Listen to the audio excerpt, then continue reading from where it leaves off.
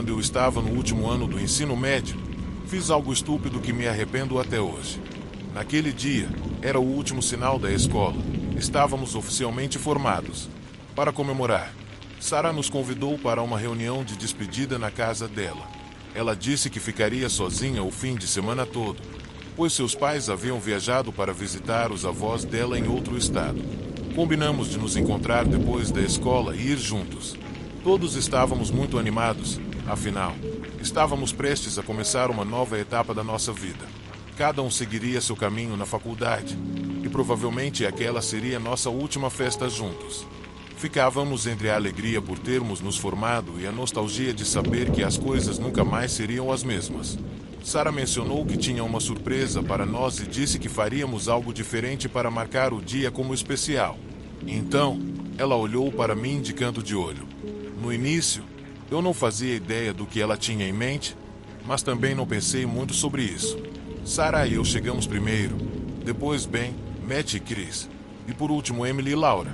No caminho até a casa dela, fizemos uma vaquinha para comprar cerveja e tequila. Fomos no carro da Sarah. Até aquele momento, nenhum de nós sabia onde ela morava. Ela disse que era perto da prefeitura e apenas seguimos o plano. Depois de um tempo, chegamos a um condomínio fechado com 2 seguranças na entrada. Eles a cumprimentaram gentilmente e nos deixaram passar. O bairro parecia bem chique, com casas grandes e bonitas. Sarah estacionou em frente a uma enorme casa de 2 andares, com um telhado elegante e um jardim gigantesco. Todos ficamos boquiabertos e começamos a brincar, dizendo que tínhamos uma amiga rica e não sabíamos. Foi aquela zoeira típica, mas até Sarah deu risada. Assim que entramos na casa, tomamos conta da sala de estar e começamos a distribuir as cervejas. A festa começou, e eu perdi a noção do tempo. Estávamos nos divertindo muito, mas eu precisava estar em casa antes da meia-noite e não fazia ideia de como sair de lá. Aproveitei um momento em que não vi Sarah para me sentar no sofá e descansar. Fiquei ali por alguns minutos, mas, quando tentei levantar, senti uma tontura. Preciso admitir que cometi o erro de principiante de misturar cerveja com tequila, mas não podia ir para casa naquele estado, então decidi esperar um pouco para me recuperar. Foi quando vi Sarah descendo as escadas com uma caixa de tabuleiro Ouija e um caderno nas mãos. Ela se sentou ao meu lado, me olhando com um sorriso desafiador. Sarah sabia que essas coisas me assustavam muito, mas, naquele momento, eu estava bêbado, e o olhar desafiador dela despertou meu espírito competitivo. Afastei os copos e latas da mesa de centro, arranquei a caixa das mãos dela e a coloquei na mesa. Ao ver meu gesto, todos os meus amigos fizeram um oh que misturava zombaria e surpresa. Ben desligou a música e todos se aproximaram, formando um círculo ao nosso redor. Sarah sorriu maliciosamente para mim e disse: "A gente primeiro." Nos ajoelhamos em frente à mesa. Sarah passou o caderno para Emily, que estava ao lado dela, e pediu que anotasse qualquer letra ou número que o ponteiro apontasse. Então, ela olhou para mim e sorriu novamente. Nós dois colocamos as mãos sobre o ponteiro, e Sarah explicou que não era para pressioná-lo com força, apenas deslizar levemente os dedos sobre ele. Com o tabuleiro à minha frente, a coragem inicial começou a vacilar. Eu estava muito nervoso, minhas mãos estavam suadas porque, como eu disse, essas coisas sempre me assustaram, especialmente o tabuleiro Ouija, já que tudo o que eu tinha ouvido sobre ele era aterrorizante. Todos ficaram em silêncio, formando um círculo ao nosso redor. Sarah então perguntou em voz alta ao nada: "Você quer brincar com a gente?" Alguns segundos se passaram e nada aconteceu. Então, ela repetiu a pergunta: "Você quer brincar com a gente?" Nada. Esperamos mais alguns segundos e ainda assim nada aconteceu. Durante esses momentos, eu estava nervoso e tenso o tempo todo, mas, ao perceber que nada acontecia, me senti aliviado. Relaxei um pouco e comecei a pensar que tudo aquilo era besteira. Nesse momento, tirei minhas mãos do tabuleiro para me levantar, mas Sarah pediu para tentarmos mais uma vez, prometendo que, se nada acontecesse, ela não insistiria mais. No começo, eu recusei, mas acabei concordando depois que nossos amigos, bem bêbados, começaram a me provocar, dizendo que eu estava com medo. Depois de aceitar o desafio novamente, Sarah pediu que Chris pegasse algumas velas que estavam na mesa de jantar e apagasse a luz. Ela colocou uma vela em cada lado do tabuleiro e as acendeu, criando uma atmosfera mais misteriosa e sombria. Em seguida, ela se sentou novamente e pediu que eu colocasse as mãos no ponteiro outra vez. Quando finalmente colocamos as mãos no ponteiro, Sarah fechou os olhos, como se estivesse tentando se concentrar. Fez uma pausa longa e então perguntou novamente: "Você quer brincar com a gente?" Mal ela terminou a frase, senti um leve tremor no ponteiro. Abri os olhos, espantado, e observei enquanto o ponteiro começava a se mover suavemente pelo tabuleiro, como se algo o estivesse empurrando. Naquele momento, senti cada fio de cabelo da minha nuca se arrepiar. O ponteiro parou sob a palavra sim. Procurei o olhar de Sarah, mas ela estava completamente focada no tabuleiro. Então, ela perguntou: "Qual é o seu nome?" Mentalmente, repeti cada letra por onde passávamos. O nome que se formou foi Lilith. Mesmo aterrorizado, algo em mim, algo que eu não conseguia explicar, me impedia de sair correndo. O jogo era real. Não éramos nós que estávamos movendo o ponteiro. Sarah, então, fez outra pergunta que, na hora, eu não entendi por que ela fez. "Você é um demônio?" O ponteiro começou a deslizar em direção ao sim, mas parou antes de chegar lá. Ficamos em silêncio por um momento, segurando a respiração. Eu queria acabar com o jogo imediatamente. Estava com falta de ar e sentia o peito apertado de tanto medo. Mas Sarah insistiu e perguntou se Lilith queria continuar brincando com a gente. Nesse momento, o ponteiro se moveu muito rápido e nos arrastou para o não. Eu estava apavorado. Alguns dos nossos amigos olhavam incrédulos, enquanto outros provavelmente estavam prestes a fazer xixi nas calças, como eu. Tirei minhas mãos do ponteiro rapidamente, com o coração disparado e o medo tomando conta de mim. Sarah me olhou com um olhar sério e fez um gesto com a cabeça para que eu colocasse as mãos de volta no tabuleiro. Seus olhos tinham uma expressão estranha que me deixou ainda mais assustado. Sem desviar os olhos dela, obedeci e coloquei os dedos no ponteiro de novo. Sarah fechou os olhos, respirou fundo e perguntou: "Por que você não quer continuar brincando com a gente?" O ponteiro ficou imóvel por alguns segundos. Eu tentava respirar, mas o medo apertava meu peito de um jeito quase insuportável. De repente, sem aviso, o ponteiro começou a se mover a toda velocidade pelas letras, uma atrás da outra. Ele se movia tão rápido que eu mal conseguia acompanhar com as mãos. Então, ele formou a palavra Larat. Quando o ponteiro chegou à última letra, Sarah e eu retiramos as mãos ao mesmo tempo, assustados. Mas, para nosso horror, o ponteiro continuou se movendo sozinho pelo tabuleiro, muito lentamente, até a letra, e completando a palavra. Eu senti como se estivesse afundando no chão. A mesa de centro começou a vibrar, e o ponteiro voou pelo ar, como se alguém o tivesse jogado com força. Todos os meus amigos começaram a correr desesperados para a porta, mas, quando tentaram abri-la, não conseguiram. Parecia que alguém a segurava do lado de fora.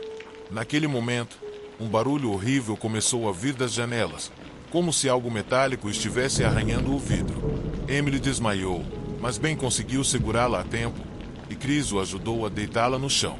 Enquanto isso, Matt e Laura estavam abraçados, parados na porta. O barulho nas janelas durou alguns segundos, e quando finalmente parou, Sarah e eu corremos para a sala de estar. As velas tinham apagado, e tudo estava no escuro. Sarah tropeçou em uma das pernas da mesa de centro e quase caiu de cara no chão. Eu agarrei o braço dela para ajudá-la a se levantar. Mas, quando olhei para o rosto dela, me deparei com uma imagem grotesca. Seu rosto estava deformado, com uma expressão demoníaca, e seus olhos estavam completamente brancos. Eu não conseguia aguentar. Soltei um grito que parecia sair da minha alma e a larguei. Sarah caiu ao meu lado, e eu me encolhi perto dela, cobrindo minha cabeça com as mãos, tomado pelo horror do que estávamos vivendo. Por alguns momentos, tudo o que consegui ouvir foram os gritos aterrorizados dos outros. Então, de repente, o silêncio tomou conta do lugar.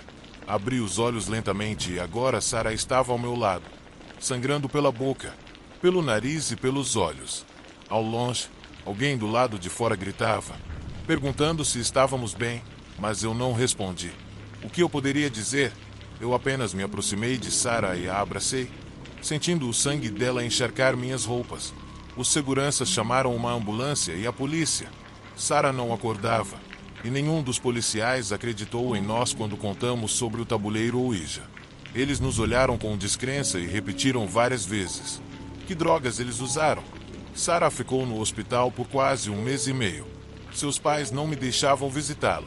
Eles estavam convencidos de que tínhamos levado drogas para a festa e que isso quase matou a filha deles. Quando Sarah finalmente saiu do hospital, não conseguimos mais contato com ela. Ela fechou todas as redes sociais e mudou o número do celular. Não sabemos se foi uma decisão dela ou de seus pais, mas nunca mais ouvimos falar dela desde então. Isso foi há 5 anos. Desde então, nenhum de nós teve notícias de Sarah. Um colega disse que ela se mudou para a Espanha com a família depois do incidente, mas ninguém sabe ao certo.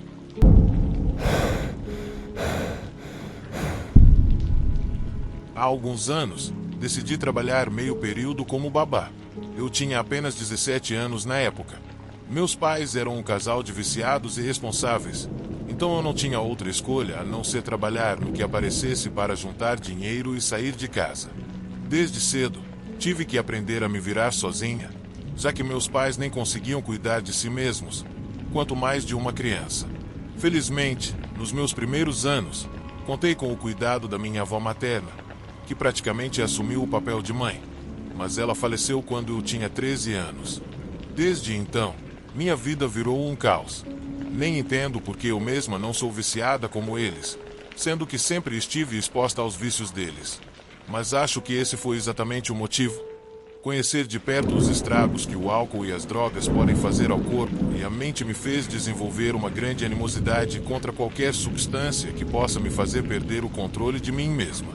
Como eu estava dizendo, o pesadelo começou um dia quando estava voltando de um trabalho de lavagem de carros que um amigo havia arranjado para mim. Meu pai deveria me pegar, mas depois de meia hora esperando, decidi caminhar para casa. O caminho passava por uma floresta densa, que dava um certo medo, mas eu não tinha escolha. Sabia que, conhecendo meu pai, ele provavelmente estava bêbado demais para sair e me buscar. Estava quase virando a esquina quando vi algo preso a uma grande árvore. O vento havia quase arrancado, então me aproximei e vi que eram cartas de pessoa desaparecida. Embaixo, outra folha estava aparecendo, então atirei e vi que era um anúncio procurando uma babá. Não sabia se deveria me candidatar ou não, então guardei o anúncio para pensar em casa.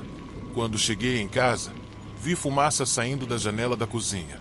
Corri para dentro e encontrei minha mãe caída no chão, inconsciente.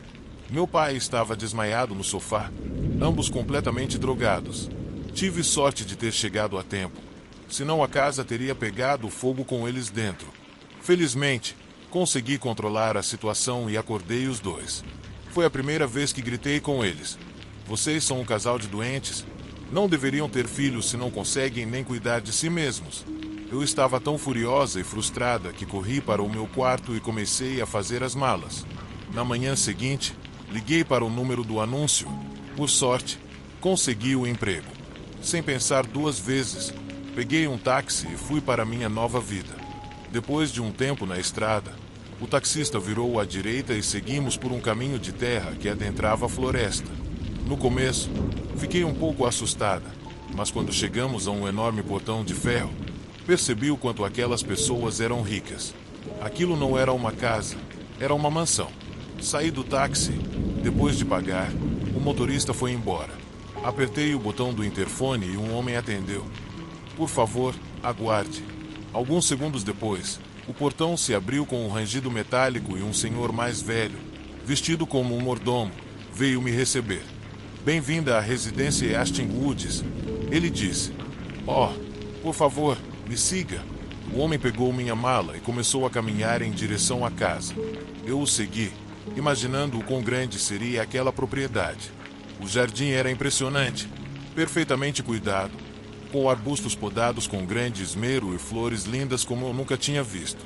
A mansão era imensa, moderna, com janelas panorâmicas enormes e as paredes tão brancas que pareciam brilhar ao sol. Era realmente gigantesca. Assim que o homem girou a maçaneta, vi um homem alto e bonito, de cerca de 40 anos, perto de uma escada de madeira esculpida, fumando um charuto. Ele exalou uma nuvem de fumaça e disse com uma voz profunda: "Sou o Sr. Miller. Você deve ser Emily. Minha esposa falou com você antes." "Sim, Sr. Miller. Obrigada por me convidar", respondi um pouco nervosa. O Sr. Miller sorriu e disse ao mordomo: "Arthur, leve a senhorita Emily ao quarto dela." Depois se virou para mim e disse: "Vá com ele e se arrume. Nos vemos no almoço." Eu acenei e segui o velho homem em silêncio. A casa estava tão silenciosa que me sentia desconfortável sempre que meus passos ecoavam no chão de mármore. Meu quarto ficava no andar de baixo, à esquerda, do outro lado do corredor, e eu juro que nunca tinha visto um quarto tão luxuoso. Os travesseiros eram tão macios e a cama tão grande que eu tinha medo de tocá-los, com medo de estragá-los. O mordomo deixou minhas malas perto da mesa e disse: "O almoço é às 12h30. Aperte o botão branco se precisar de algo." Eu assenti e ele saiu. Depois de um banho quente e relaxante, fui para a sala de jantar na hora marcada. O Sr. Miller já estava lá. A mesa estava cheia de comida, e alguns pratos pareciam saídos de uma revista de culinária. Era impressionante para uma garota pobre como eu, que nunca tinha passado de um hambúrguer com batata frita. Sentei-me no lugar indicado, e ele disse: "Minha esposa e nossa filha Lily já estão chegando." Naquele momento, olhei para a porta e vi uma mulher pequena e loira entrar na sala de jantar com uma boneca estranha. A boneca estava vestida como se fosse uma criança real. Então, cometi o erro de perguntar: "E onde está a menininha?" Perguntei baixinho, meio confusa. O Sr. Miller me olhou com uma expressão desconfortável, e a Sra. Miller falou com uma voz aguda e estridente, com uma expressão que eu não conseguia decifrar na hora: "Você está cega, criança. Aqui está nossa filha Lily." E colocou a boneca na cadeira à minha frente. Eu me senti extremamente humilhada e confusa ao mesmo tempo. Durante o almoço, senti como se estivesse em um pesadelo. No começo, achei que fosse uma brincadeira, mas a Sra. Miller tratava a boneca como se fosse uma criança de verdade. Ela falava com ela e ria enquanto a alimentava. Com sopa.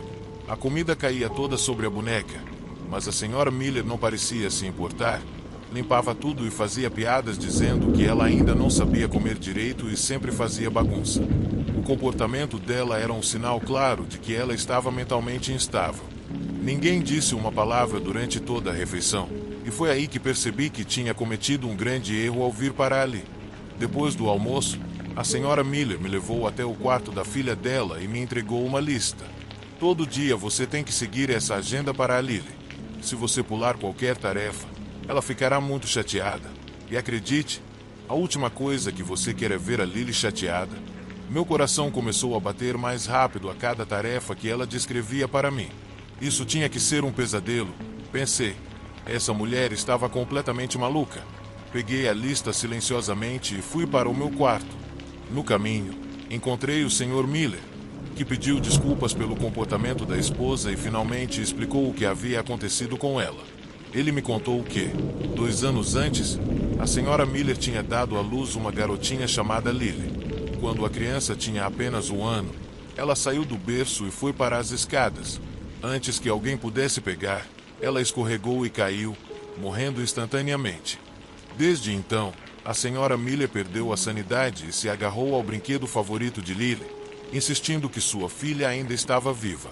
O Sr. Miller suspirou profundamente e disse: "Acredite, Emily, eu odeio apoiar essa loucura, mas já perdi minha filha.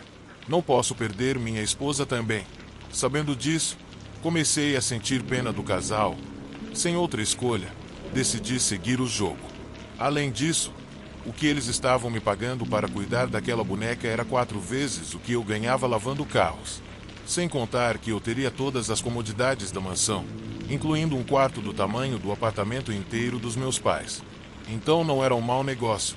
Comecei a cuidar da boneca como se fosse a Lily, seguindo a lista que a Sra. Miller me deu. Eu a acordava de manhã, dava banho, trocava de roupa e até a levava para passeios no carrinho de bebê. Mas, com o tempo, coisas estranhas começaram a acontecer. Uma noite, Depois do jantar, levei Lily para o quarto dela para colocá-la na cama. A última tarefa do dia era cantar uma canção de ninar para Lily para que ela dormisse tranquilamente. A lista da senhora Miller especificava que eu deveria cantar a canção inteira antes de colocá-la na cama para a noite, e foi o que eu fiz.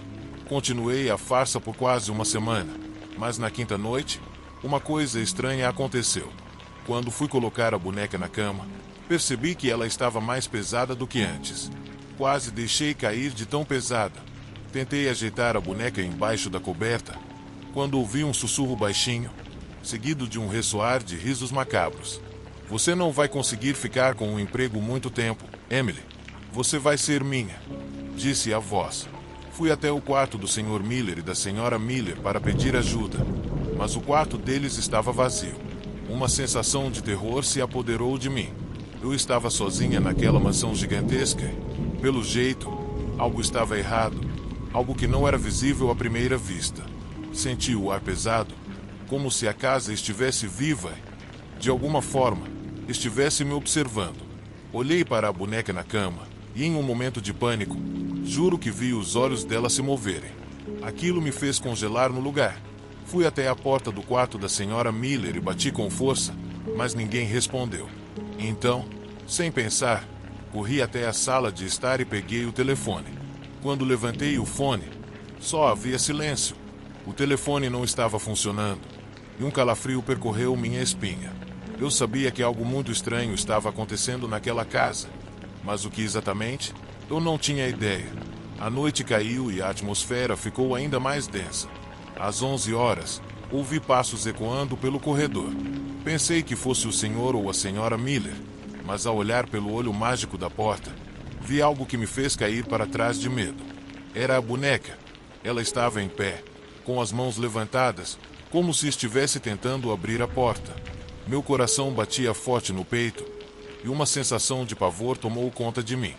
Mas, antes que eu pudesse fazer qualquer coisa, a porta se abriu lentamente. A boneca entrou no meu quarto, se arrastando pelo chão. Ela não parecia mais de plástico. Suas feições estavam distorcidas, e uma risada baixa, quase inaudível, saiu de sua boca. Eu me encolhi contra a parede, sem saber o que fazer. De repente, a boneca se paralisou. Por um instante, tudo ficou em silêncio. O medo me paralisava, e eu sabia que a única coisa que poderia me salvar era sair dali. Sem pensar duas vezes, fui até a janela e pulei para o jardim lá fora. Caí de maneira desajeitada, mas não me importei. Corri o mais rápido que pude para o portão, mas, quando cheguei lá, ele estava fechado.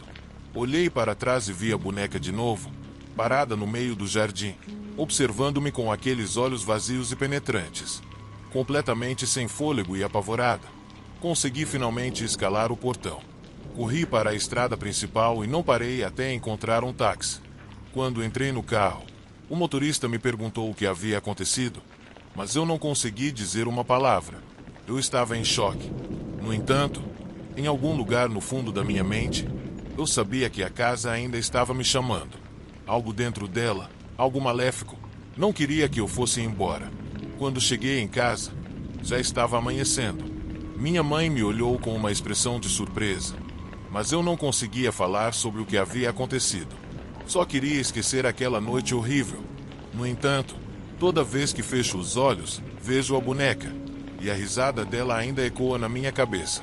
Não sei o que foi real e o que foi apenas minha mente enlouquecendo, mas uma coisa é certa: aquela mansão e tudo o que aconteceu lá nunca vão sair da minha mente. E, quem sabe, um dia, eu tenha coragem de voltar para descobrir o que realmente se esconde nas sombras da casa Aston Woods.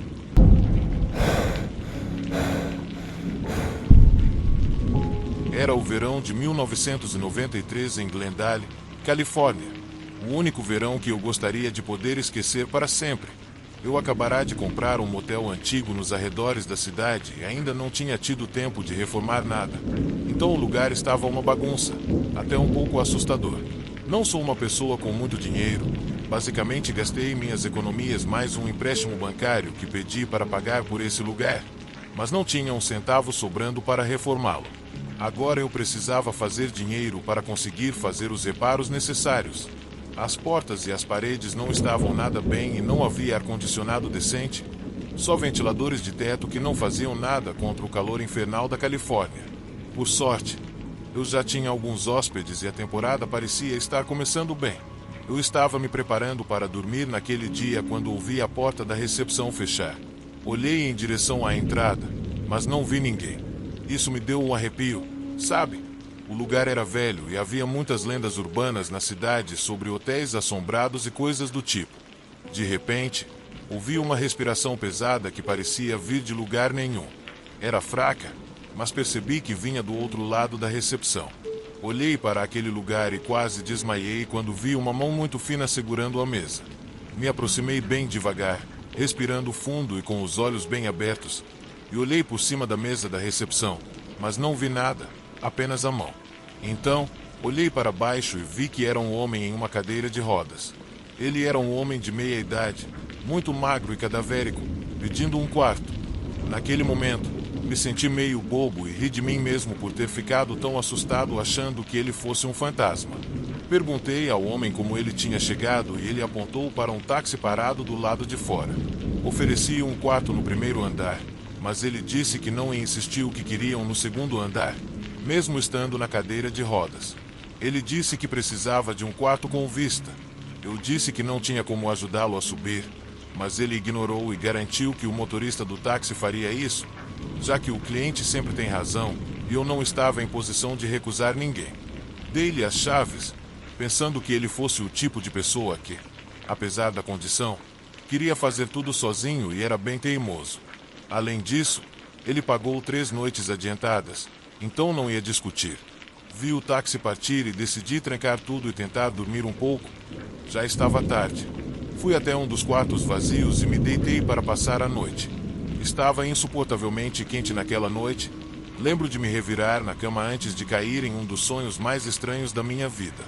No sonho, eu estava me aproximando de um dos quartos do motel. Quando me dei conta, era o 211, o mesmo onde o homem na cadeira de rodas estava hospedado. A porta estava aberta e eu senti como se algo estivesse me puxando devagar. Abri a porta completamente e o homem estava sentado na cadeira de rodas, ao lado da cama, me encarando. Ele estava paralisado, tentando desesperadamente expressar com os olhos o medo que sentia. Uma pressão imensa apertava meu peito e eu podia sentir uma presença sombria no quarto.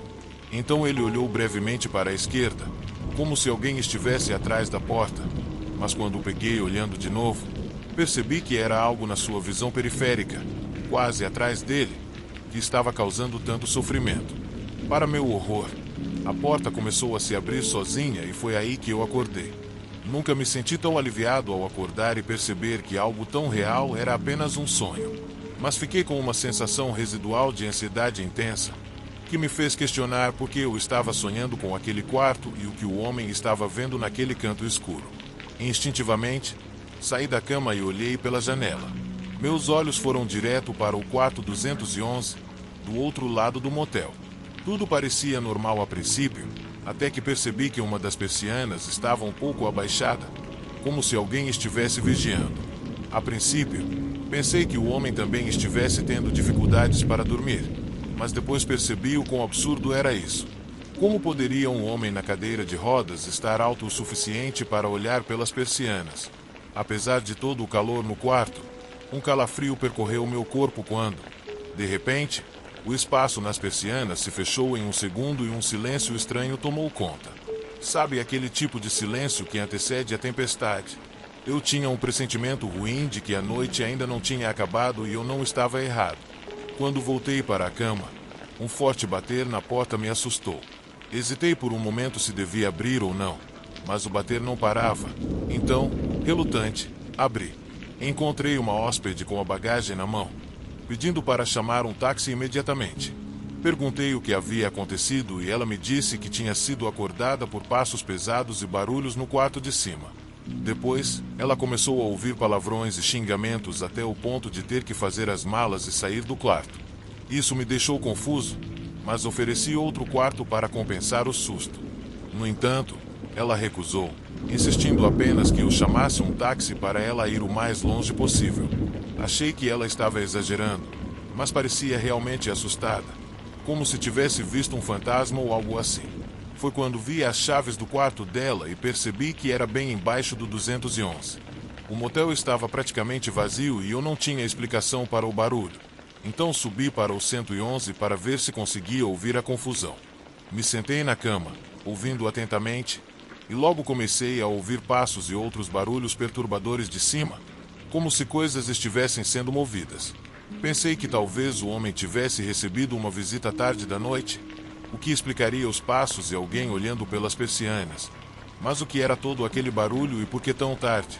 O barulho aumentava e quase soava como se alguém estivesse sendo atacado. Nesse momento, decidi subir e me aproximar do quarto 211, que agora eu sabia com certeza que era a origem de toda a confusão. Não havia sentido em bater na porta. O barulho do outro lado era muito alto. Senti que alguém poderia estar em perigo, então simplesmente decidi arrombar a fechadura. Felizmente, as portas do motel eram antigas e eu consegui abri-la quebrando a fechadura. Eu esperava encontrar alguém em apuros, mas, ao invés disso, entrei em um quarto envolto em escuridão e silêncio. O barulho tinha parado completamente e eu não conseguia entender nada, até que vi o homem na cadeira de rodas, ao lado da cama, como no meu sonho, mas ele estava curvado e parecia desmaiado. Me aproximei e toquei nele. Estava gelado, sem pulso. Dei 2 passos para trás, completamente horrorizado, e então chamei a polícia. Os policiais chegaram poucos minutos depois e confirmaram que ele havia morrido. Mais tarde, soube-se que a causa foi um ataque cardíaco. Não havia sinais de luta e a única chave do quarto estava na mesa ao lado da janela, então não poderia haver mais ninguém lá. Não havia suspeitas de crime. Eu falei para os policiais sobre os barulhos estranhos, mas eles não acreditaram em mim. Disseram que não era relevante para a causa da morte. Algumas semanas depois, tentei esquecer tudo isso e disponibilizei o quarto 211 para novos hóspedes, mas toda vez que o arrumava, no dia seguinte encontrava os móveis e tudo mais fora do lugar. O quarto de baixo também estava inabitável devido aos barulhos altos que continuavam a ser ouvidos todas as noites desde a morte do homem. Até hoje, não tenho uma explicação lógica para o que aconteceu naquela noite nem para o que continua acontecendo naquele quarto. Está claro para mim que o que quer que esteja causando aqueles barulhos não é deste mundo. Eu ainda toco o motel. Felizmente, os negócios vão bem, mas esses quartos estão fora de operação. Eles simplesmente pertencem ao que quer que habite o quarto 211.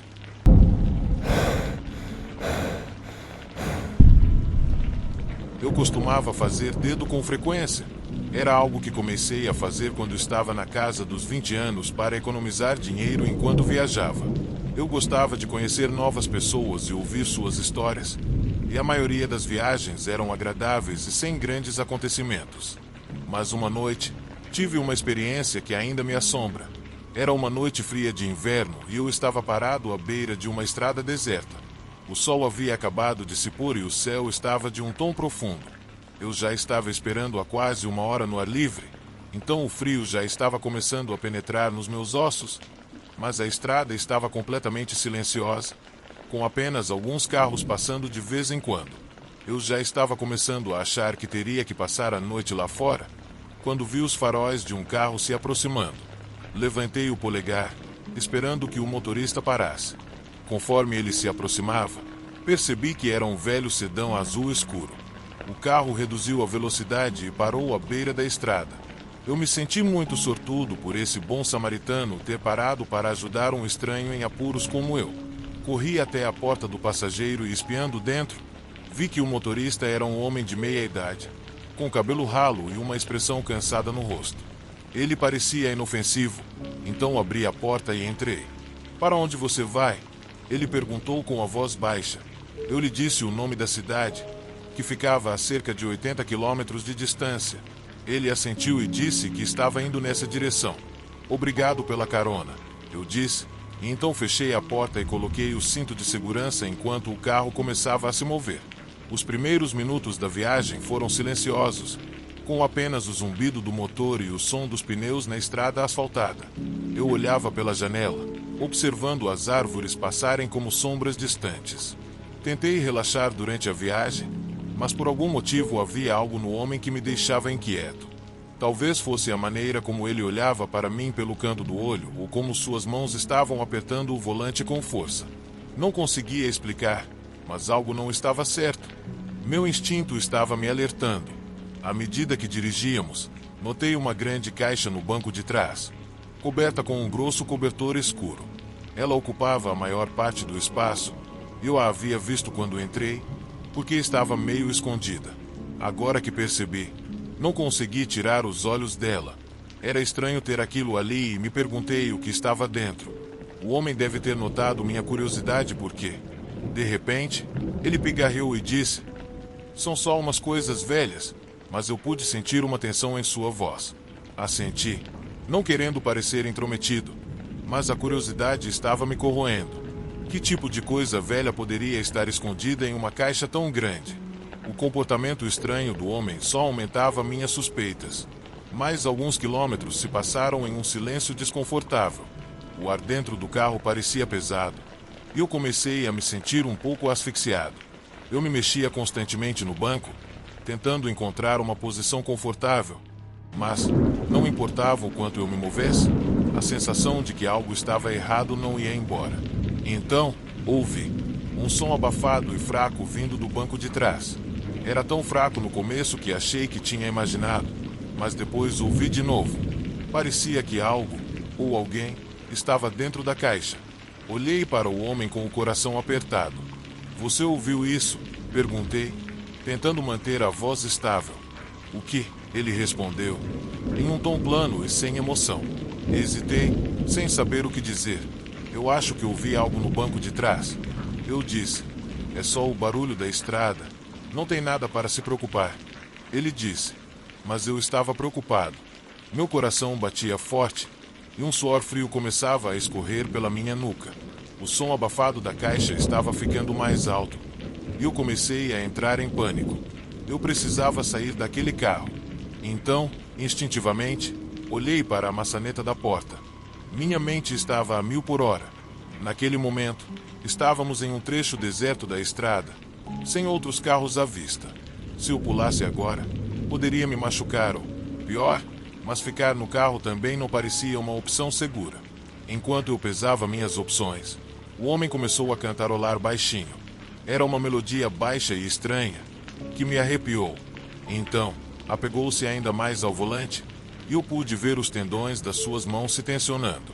O barulho da caixa ficou mais alto e frenético, e eu sabia que precisava fazer algo, e rápido. Peguei meu telefone, tentando ser discreto, mas o homem me viu. Seus olhos brilharam com grande raiva e ele se esticou para me agarrar pelo pulso. Nem pense nisso, ele sibilou entre os dentes, em um tom ameaçador e assustador ao mesmo tempo. Eu puxei minha mão rapidamente, e agora meu coração batia como um tambor no peito. O carro continuava se movendo, e o homem estava segurando o volante com tanta força que seus nós estavam brancos. O som estranho vindo do banco de trás estava ficando cada vez mais alto e desesperado. Eu sabia que não podia ficar naquele carro mais um segundo. Estava claro que algo ou alguém estava lá dentro, e provavelmente eu seria o próximo na caixa se ficasse com aquele psicopata. Respirei fundo e desapertei o cinto de segurança, muito cuidadosamente, para que ele não percebesse. Afinal, ele estava muito focado em cantarolar aquela música estranha. Então, alcancei a maçaneta da porta, mas, quando fiz isso, o homem percebeu o que eu estava fazendo e soltou um rosnado raivoso. Sem chance, ele me avisou, mas eu não ouvi. Puxei a maçaneta e empurrei a porta aberta. Ele se esticou para me agarrar, mas fui mais rápido e me joguei para fora do carro, caindo com força no chão e rolando pelo asfalto no processo. O impacto me tirou o ar e eu rolei violentamente pelo asfalto, sentindo a superfície áspera esfregar contra a minha pele. Felizmente, estávamos no meio do inverno e eu estava bem agasalhado, o que ajudou a amortecer os golpes, mas ainda assim, me senti bem dolorido. O carro freou com um grito agudo à frente e ouvi o homem gritar, mas não olhei para trás. Me levantei e comecei a correr para longe da estrada. Minhas pernas pareciam de chumbo, mas eu me forcei a continuar, sentindo o ar frio queimando meus pulmões. Mas não parei nem por um segundo. Só conseguia pensar em me afastar o máximo possível daquele carro. Corri até não conseguir mais, e finalmente caí em alguns arbustos, a cerca de 500 metros da estrada. Eu estava ofegante, e meu coração ainda batia forte. Não sei quanto tempo fiquei lá, tremendo de frio e medo, tentando me acalmar. Depois, andei de volta para a estrada, certificando-me de que o carro do psicopata não estava por perto. Então, outro carro parou. A motorista, uma mulher simpática, ofereceu-me uma carona até a cidade mais próxima. Hesitei por um momento, o medo de entrar no carro de outro estranho quase me paralisando, mas eu não tinha escolha. Enquanto dirigíamos, não conseguia parar de pensar na caixa no banco de trás do carro do homem. O que havia dentro? O que era aquele som que eu tinha ouvido? Nunca saberei com certeza, mas sou grato por ter escapado daquela noite. Durante a viagem, contei à mulher o que eu havia vivido e liguei para a polícia. Falei sobre o local onde o homem me encontrou e para onde estava indo, além das direções para o carro. No entanto, nunca soube se eles realmente pegaram esse homem.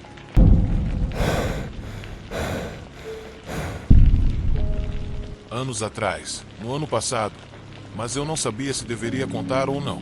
Sou um pouco paranoica e achei que, talvez, se eu falasse sobre isso, poderia acontecer de novo. Mas já passou tempo suficiente e tudo está tranquilo. Então vou contar. Meu idioma nativo é o italiano, então peço paciência caso eu erre alguma palavra. Tenho 22 anos, como disse, sou da Itália. Para ser mais específica, sou de Kenza, mas estudo arte na Academia de Belas Artes de Milão. Naquela época, eu estava na casa dos meus pais durante as férias de Natal. Depois do Ano Novo, meus pais moram em uma cidade pequena na periferia da cidade.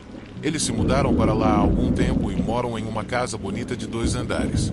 Eu estava no meu quarto assistindo histórias de terror no YouTube, como costumo fazer. Era por volta das 2 da manhã e eu estava bem envolvida em uma história assustadora, sem saber que logo eu estaria vivendo a minha própria história de terror. Tudo começou com uma notificação do Snapchat dizendo que alguém me adicionou. Fiquei um pouco desconfortável, mas ainda assim abri e vi que alguém com o nome de usuário LY789 me adicionou. Isso foi estranho, porque eu quase nunca usava o Snapchat. Eu o tinha no meu celular só por precaução, mas nenhum dos meus amigos usa, já que o Instagram tem as histórias. Não tenho muitos amigos no Snapchat e interajo pouco por lá, então não achei que fosse alguém que eu conhecesse. Nem mesmo tenho a localização ativada ou o Bitmoji ou qualquer coisa que revelasse minha localização ou meu nome de usuário para pessoas próximas. Curiosa, eu adicionei LY789 e abri o perfil dessa pessoa para ver se havia fotos ou algo que me dissesse mais sobre quem era. Não tinha nada, exceto pela pontuação do Snapchat, que era cerca de 7. Eu deixei o celular na minha mesa e voltei ao vídeo que tinha perdido enquanto assistia. Justo quando estava me preparando para voltar ao vídeo, recebi outra notificação. Era do LY789 novamente, mas dessa vez, quando abri, era uma foto de um pote de maconha tirada com uma lanterna. Fiquei confusa, então escrevi: "O que é isso? Quem é você?" O usuário leu a mensagem, mas não respondeu. Perguntei aos meus amigos se alguém tinha me dado o meu nome de usuário, mas todos disseram que não. Em seguida, recebi outra mensagem, e dessa vez era uma foto que parecia de um ladrilho vermelho. A curiosidade me dominou e eu respondi: "Isso não é engraçado. Quem é você?" O LY789 viu minha mensagem, mas não respondeu. A terceira mensagem chegou. Dessa vez, eu estava pronta para tirar capturas de tela para mostrar ao meu namorado. Era uma foto de uma maçaneta, mas eu não conseguia ver nada com clareza. Então, refiz a captura de tela e quando finalmente consegui, voltei para a terceira foto e observei mais de perto. Foi quando uma gota de suor começou a se formar na minha testa, pois percebi que a maçaneta era da porta dos fundos. A essa altura, comecei a entender que essa pessoa estava me enviando fotos tiradas no meu próprio quintal. E vale ressaltar que não é fácil acessar nosso quintal. Temos um muro alto, e se alguém quisesse, teria que procurar um jeito de escalar o muro, o que seria ainda mais difícil à noite, o que significava que quem quer que fosse, estava procurando uma maneira de entrar naquele dia. Eu congelei por alguns momentos e depois pulei da cadeira correndo para desligar todas as luzes. Na escuridão do meu quarto, olhei pelas cortinas para ver o quintal, mas estava nublado e escuro, então não consegui ver nada. Foi quando recebi outra notificação. Como antes, me preparei para mostrar ao meu namorado. Ao abrir a notificação, um grito de terror escapou da minha garganta. Era uma foto das minhas persianas, as mesmas que eu estava olhando para tentar ver o intruso no quintal. Corri para fora do meu quarto, sem saber o que fazer. Por algum motivo inexplicável, não queria acordar meu pai e contar o que estava acontecendo. Minha mãe estava dormindo na sala embaixo no sofá. Então eu tentei descobrir como abrir a porta do pátio sem fazer barulho. Apesar do meu medo, eu queria encontrar o intruso que estava me pregando essa brincadeira macabra. Lutei com a porta por horas, mas finalmente consegui abrir e cuidadosamente saí. Mas não vi ninguém de imediato. Olhei em volta, tentando ficar agachada para não ser vista, mas não havia ninguém no quintal. Quando estava descendo da varanda, recebi outra notificação do LY789. Ao abrir, senti o sangue gelar. Era uma foto da minha mãe dormindo no sofá, tirada de dentro da casa. Agora eu estava em pânico. Quem quer que fosse essa pessoa estava dentro da minha casa. Corri escada abaixo gritando: Pai, pai, tem alguém dentro de nossa casa. Pai, chama a polícia. Minha mãe acordou assustada com o meu grito e viu que a porta da frente estava completamente aberta. Aparentemente esquecemos de trancá-la naquela noite e minha mãe adormeceu no sofá sem perceber. Meu pai saiu correndo com um taco de beisebol na mão. Mas depois de um tempo ele voltou e mostrou as capturas de tela para minha mãe. Eu e minha mãe estávamos em pânico, ofegantes, enquanto meu pai ligava para a polícia e ia até o quarto pegar a arma. Ele saiu para procurar pelo homem. Depois de conferir tudo, meu pai voltou dizendo que não encontrou ninguém. Alguns minutos depois, a polícia chegou e fez perguntas para nós e nossos vizinhos sobre o ocorrido, mas não conseguiram descobrir nada. Eu mal consegui dormir naquela noite. A cada 5 segundos, verificava meu celular procurando novas mensagens de LY789. Mas a conta havia sumido. Eu teria ficado aliviada se achasse que esse louco, seja lá quem fosse, tinha ido embora, mas infelizmente não era o caso. Quando acordei, encontrei uma mensagem estranha do mesmo usuário. Foi bom te assistir dormir. Não vejo a hora de te ver novamente. Imediatamente bloqueei a conta com as mãos trêmulas e os olhos cheios de lágrimas, me sentindo completamente desesperada e aterrorizada. Liguei e mandei mensagem para todos os meus amigos, pedindo para confessarem se era algum deles, mas todos negaram. Eu contei tudo para o meu namorado e ele também perguntou a todos, mas não conseguimos nada. Tentamos encontrar a conta, mas logo descobrimos que ela havia sido desativada. Não havia mais ninguém com o nome LY789. Eu excluí o Snapchat e prometi que nunca mais o usaria. No dia seguinte, fui verificar se o intruso havia deixado algo para trás e vi pegadas em uma pequena poça de lama. Meu pai não achou que eram as pegadas do intruso. Ele achou que eram nossas, mas tenho certeza de que não eram. Até hoje, não sei quem era essa pessoa. Perguntei a todos que conheço, mas nunca descobri nada. Ainda me pergunto quais eram suas intenções. Se ele estava me vigiando, quem ele era, como me encontrou. Não sei. Só espero que nunca mais precise lidar com isso.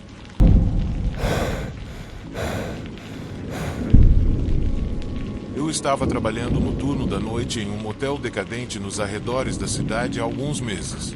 É o tipo de lugar onde não passa ninguém, onde os únicos sons à noite são o zumbido da máquina de lanches e o ocasional carro passando na estrada. Eu me acostumei com a tranquilidade deste lugar e com a solidão. Sempre adorei aquele momento de paz, quando o mundo parece estar em pausa. Mas, ultimamente, algo estranho estava acontecendo durante meus turnos. Começou há cerca de um mês. Eu estava na recepção, passando o tempo com uma revista velha, quando o telefone tocou. Olhei para o relógio e já era quase 3 da manhã. Quem liga a essa hora? Murmurei. Atendi com um alô, mas do outro lado da linha só ouvi um som estranho, como uma respiração pesada. Que estranho, pensei. Esperei um tempo, achando que talvez alguém tivesse discado o número do motel por engano, mas a respiração continuou. Era lenta e constante, quase como um ritmo, mas havia algo nela que fez meu cabelo ficar em pé. Alô, tem alguém aí? Perguntei, tentando parecer calmo. A respiração parou e, em seguida, ouvi passos suaves, como se alguém estivesse caminhando lentamente sobre um piso de madeira, e de repente, assim como começou, a ligação foi cortada. Desliguei o telefone com uma sensação de arrepio por todo o corpo. Que diabos foi isso? Murmurei novamente, mas tentei esquecer o assunto e não dar muita importância a ele. Às vezes, há pessoas que não têm o que fazer e gostam de fazer trotes telefônicos, especialmente a essa hora. Talvez fosse apenas algum cara aleatório tentando me assustar. Na noite seguinte, o telefone tocou novamente, quase na mesma hora. Desta vez, não havia respiração, apenas sussurros suaves e incompreensíveis, como uma conversa distante. Não conseguia entender nada. Meu coração começou a bater mais forte enquanto eu tentava pegar uma palavra, mas os sussurros estavam muito baixos, muito distantes. Então, o som dos passos retornou, mais altos, até que parecia que estavam na mesma sala comigo. Que diabos? Eu disse e desliguei com o baque. Minhas mãos estavam tremendo e eu me afastei do telefone. Verifiquei o registro do motel para ver se algum hóspede havia feito check-in naquela noite, mas os únicos quartos ocupados eram os de sempre. Os outros deveriam estar vazios, mas quando olhei para a tela do telefone, vi que a ligação tinha vindo de um daqueles quartos vazios, o 206. Então, me deu um nó no estômago. Isso estava realmente começando a me assustar. E se fosse uma brincadeira? O troteiro que estava me fazendo isso, melhor torcer para que eu não descobrisse quem era. Nos próximos dias, as ligações continuaram. A cada vez, os sons eram diferentes. Às vezes era o som de uma porta abrindo. Às vezes o suave zumbido de uma caixa de música tocando uma melodia assustadora. Mas as ligações sempre vinham de um quarto vazio diferente. Toda vez que eu checava os quartos após as ligações, não encontrava nada. As camas estavam feitas, as luzes apagadas, mas eu não conseguia afastar a sensação de que algo estava errado. Muito errado. No final da semana, eu estava uma pilha de nervos. Cada vez que o telefone tocava, meu coração saltava e eu me preparava para qualquer som estranho vindo do receptor. Comecei a temer as longas horas solitárias do meu turno, me perguntando o que aconteceria na próxima noite, e isso começou a me encher de ansiedade. Depois de mais uma ligação de um quarto vazio, decidi investigar a fundo. Eu precisava saber de onde essas ligações estavam vindo. Então peguei a chave mestra da recepção e fui até o quarto que havia recebido a última ligação, o 301. Meus passos ecoavam pelo corredor vazio enquanto eu me aproximava da porta do quarto. Mas quando cheguei lá, hesitei por um momento, minha mão pairando sobre a maçaneta por alguns segundos, antes de finalmente virar a chave e abri-la. O quarto estava escuro e frio. Acendi a luz e a pequena lâmpada da mesa de cabeceira emitiu um brilho fraco e sinistro. À primeira vista, tudo parecia normal, mas, ao olhar mais de perto, percebi algo estranho. O telefone da mesa de cabeceira estava ligeiramente fora do gancho, o suficiente para a ligação cair. Senti um arrepio e estendi a mão para colocá-lo de volta no lugar. Mas, quando desliguei o telefone, vi um pedaço de papel saindo debaixo dele. Peguei-o e desdobrei. Era uma lista de nomes que eu não reconhecia, mas no final da lista, uma palavra escrita com tinta vermelha: ajuda. Saí do quarto com a mente a mil. Eu sabia que precisava conversar com o dono do motel, o Sr. Martinez, sobre isso. Talvez ele pudesse explicar o que estava acontecendo e por que essas ligações continuavam vindo de quartos supostamente vazios. Na noite seguinte, abordei-o assim que ele chegou para o turno. Então, contei a ele sobre as ligações, os sons e as coisas estranhas que havia encontrado nos quartos nos últimos dias. Por um momento, ele parecia surpreso. Seu rosto ficou pálido, mas ele rapidamente se recompôs. Não se preocupe, disse ele com uma voz firme, mas fria. Deve ser algum problema antigo de fiação. Provavelmente. Vou cuidar disso. Mas havia algo no tom dele que me fez duvidar. Durante o restante do meu turno, não consegui me livrar da sensação de que ele estava me escondendo algo. Não consegui me concentrar em mais nada. Aquela noite, fiquei repetindo nossa conversa na minha cabeça, me perguntando o que ele não estava me contando. Então, bem na hora que eu estava prestes a terminar meu turno, o telefone tocou mais uma vez e eu atendi. Minhas mãos estavam tremendo e meu coração já estava acelerado, porque eu sabia que poderia ouvir qualquer coisa do outro lado. Primeiro, a linha estava silenciosa. Depois, comecei a ouvir passos, mas então ouvi uma voz familiar. Era a voz do Sr. Martínez. Ela vinha de um quarto que deveria estar vazio, o 208. Mas, naquele momento, a porta se abriu e o Sr. Martínez entrou, me cumprimentou e caminhou pelo corredor. Naquele momento, larguei o telefone e saí correndo porta afora. Não disse nada. Não me preocupei em falar com o Sr. Martínez. Apenas entrei no meu carro e fui embora daquele lugar para sempre. Nunca voltei ao motel. O que quer que estivesse naquele quarto era algo muito mais sombrio do que eu poderia compreender. E eu não queria estar por perto nunca mais.